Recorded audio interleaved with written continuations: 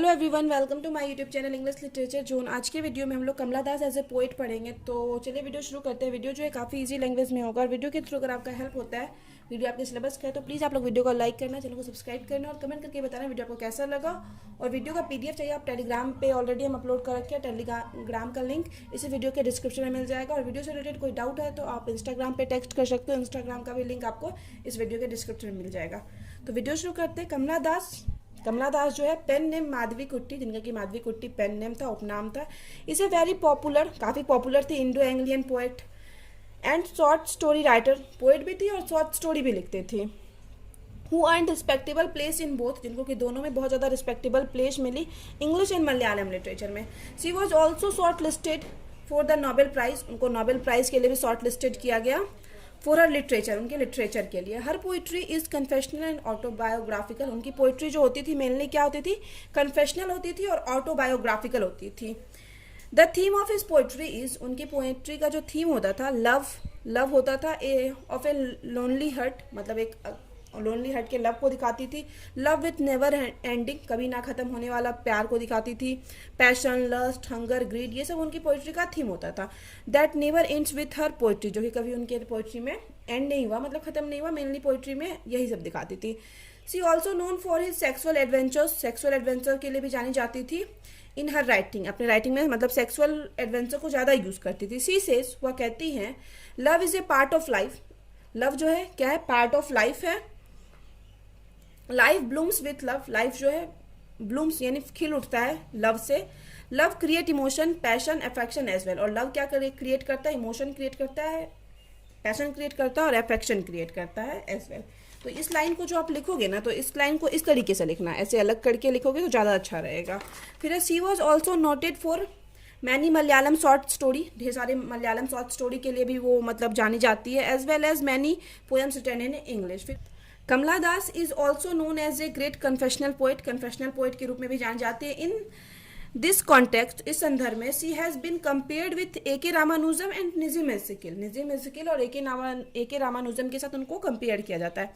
As a true confessional poet, as a true मतलब सच में कन्फेशनल पोएट के रूप में, she takes her readers into confidence, अपने रीडर्स को अपने कॉन्फिडेंस में लेती है। अबाउट हर प्राइवेट लाइफ, मतलब अपने प्राइवेट लाइफ के बारे में ओपनली डिस्कस करती है। We can easily find the tone of confession, हम लोग उनके पोएम इन हर पोएम्स, उनके पोएम्स जैसे कि दिया हुआ example the sun shine cats, the invitation and the looking glass में उनके कन्फेशन, मतलब कैसे वो अपने प्राइवेट लाइफ के बारे में कन्फेशनल टोन में लिखती है, इन सब पोएम में हम देख सकते हैं। फिर है जैसे कि द लुकिंग ग्लास का तो हम वीडियो भी अपलोड कर रखे हैं, तो अगर आपको देखना है तो हम इसी वीडियो के डिस्क्रिप्शन में उसका लिंक भी डाल देंगे, तो आप देख सकते हो कि कैसे कन्फेशन मतलब अपने प्राइवेट लाइफ के बारे में कैसे ओपनली वो बात करती थी।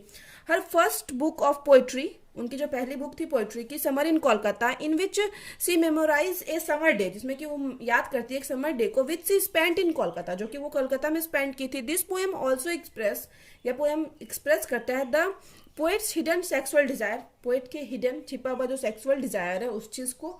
सो वी कैन से दैट, इस प्रकार हम लोग कह सकते हैं कि she openly and frankly wrote about female sexual desire, वह मतलब लिखती थी ओपनली फीमेल सेक्सुअल डिजायर के बारे में। And the experience of being an Indian women, और एज ए इंडियन वुमेन किस किस चीज़ का सामना करना पड़ा उनको, उन सब चीज़ के एक्सपीरियंस के बारे में भी लिखती थी। Kamala Das spent her childhood in Kolkata, अपना चाइल्डहुड कोलकाता में स्पेंड की। Her father was employed as a senior officer in Welford transport company में एक सीनियर ऑफिसर के रूप में एम्प्लॉय थे उनके पिता। से takes lots of inspiration from her mother, उनको अपनी माँ से ढेर सारा इंस्पिरेशन मिला।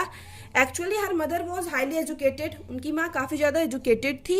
एंड नीली इंटरेस्टेड इन लिटरेरी वर्क, उनकी माँ ही बहुत ज़्यादा इंटरेस्टेड थी साहित्यिक वर्क में। एट द एज ऑफ 15 के एज में she got married to a bank officer, एक बैंक ऑफिसर से उनकी शादी हो गई जिनका नाम है Madhav Das. Who encouraged her writing poetry, मतलब जो उनको इनकरेज किए पोइट्री लिखने के लिए। देन से स्टार्टेड राइटिंग एंड पब्लिशिंग, उसके बाद वो लिखना शुरू की और पब्लिश करना शुरू की हर पोइट्री, अपनी पोइट्री को both in English and Malayalam और इंग्लिश दोनों में लिखना शुरू किया और पब्लिश करना। She was noted for her many Malayalam short story, ढेर सारा मलयालम शॉर्ट स्टोरी की वजह से भी जानी जाती है। एज वेल एज पोएम्स की वजह से, रिटन इन इंग्लिश, जो कि वो इंग्लिश में लिख रखी है। सी वंस क्लेम्ड दैट, एक बार वो क्लेम करती है that poetry does not sell in this country, कि पोइट्री जो है उनकी कंट्री इंडिया में सेल नहीं किया जाता, बेचा नहीं जाता. सी रोट पोइट्री ऑन एवरीथिंग, ढेर सारे मतलब बहुत सारी चीज़ों पे पोइट्री रखती थी. फ्रॉम वुमेन्स इशू, वुमेन के इशू पे, मुद्दे पे. And child care to politics, child care से लेके पॉलिटिक्स तक सारे मुद्दों पे वो क्या लिख रखी है, पोइट्री लिख रखी है. सेकेंड बुक ऑफ पोइट्री, उनकी जो सेकेंड बुक थी पोइट्री की, the descendants was even more explicit, मतलब बहुत ज़्यादा स्पष्ट रूप से लिखा गया. अर्जिंग वुमेन टू, जिसमें कि वुमेन से वो आग्रह की है, जैसे कि ये लाइन लिया गया जिसमें वो दिखाता है, gift him what makes you woman, the scent of long hair, the musk of sweat between the breast, the warm soak of menstrual blood and all your endless female hunger. तो ये जो line है ना, ये the looking glass से लिया गया, जिसका कि हम ऑलरेडी बोल रखे हैं कि लिंक इसी वीडियो के डिस्क्रिप्शन में डाल देंगे. अगर आपको इस लाइन को समझना है तो आपको वो वीडियो देखना होगा. This lines has been taken from her poem, ये जो लाइन है उनके पोएम द लुकिंग ग्लास से लिया गया. This directness of her voice, और यही जो डायरेक्टनेस मतलब स्ट्रेट फॉरवर्ड होके वो किसी भी चीज़ के बारे में बात करती है. लेड टू कंपैरिजन विथ, कि उनका कंपैरिजन किया जाता है किसके साथ, मार्गरेट ड्यूरेस के साथ एंड साइलिविया प्लॉट के साथ कंपेयर किया जाता है कमला दास का. फिर आगे हैं Kamala Das works are available in French. Kamala Das का जो वर्क है वो फ्रेंच में अवेलेबल है, स्पेनिश में, रशियन में, जर्मनी में एंड जापानीज में अवेलेबल है. फिर आगे है इन 2009 में the times called her, the times जो है वो उनको कहती है the mother of modern Indian poetry, कि उनको इंडियन इंग्लिश पोइट्री का, मॉडर्न इंडियन इंग्लिश पोइट्री का मदर कहा गया है. After being asked by her lover, मतलब अपने लवर के बोलने के बाद, जो कि उनके लवर का नाम है शादी अली, सी इम्प्रेस्ड इस्लाम, वो क्या करती है, इस्लाम को अपना लेती है इन 1999 में एट द एज ऑफ 65 के एज में, एंड एज्यूम द नेम्ड कमला सुरैया, और उसके बाद आगे कमला सुरैया के नाम से जाने लगती है. कमला दास हैज रिसीव्ड मैनी अवार्ड्स, ढेर सारा अवार्ड भी मिला है उनको फॉर हर लिटरेरी कॉन्ट्रीब्यूशन, अपने साहित्यिक कॉन्ट्रीब्यूशन, योगदान के लिए, इंक्लूडिंग जिसमें शामिल है nominated and short listed for Nobel prize के लिए इन 1984 में. फिर है Asian poetry prize, Kent award for English writing from Asian countries के द्वारा केंट अवार्ड दिया गया है. Asian world prize, Sahitya Akademi award, Kerala Sahitya Akademi award and a many more, और भी ढेर सारा है.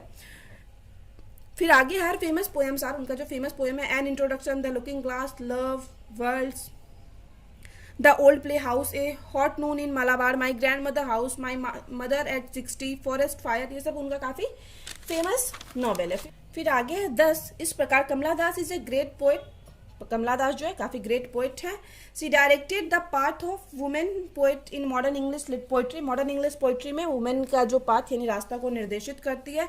नो डाउट, इसमें कोई संदेह नहीं है कि हर पोइट्री, उनका जो पोइट्री होता था इज ऑटोबायोग्राफिकल, वो ऑटोबायोग्राफिकल और कन्फेशनल होता था, क्योंकि अपने पोइट्री में मोस्टली अपने बारे में, खुद के एक्सपीरियंस के बारे में एज ए वुमेन शेयर करती रहती थी. Indian English literature is highly indebted to literary work of Kamala Das. Kamala Das के लिटरेरी वर्क से इंडियन इंग्लिश लिटरेचर जो है वो काफ़ी इंडेप्टेड, मतलब उनके वर्क का काफ़ी इंडेप्टेड यानी ऋणी रहेगा. तो यहाँ पे वीडियो खत्म होता है. वीडियो अच्छा लगा, आपके हेल्पफुल है तो प्लीज़ वीडियो को लाइक करना, चैनल को सब्सक्राइब करना और कमेंट करके बताना वीडियो को कैसा लगा. मिलते हैं नेक्स्ट वीडियो.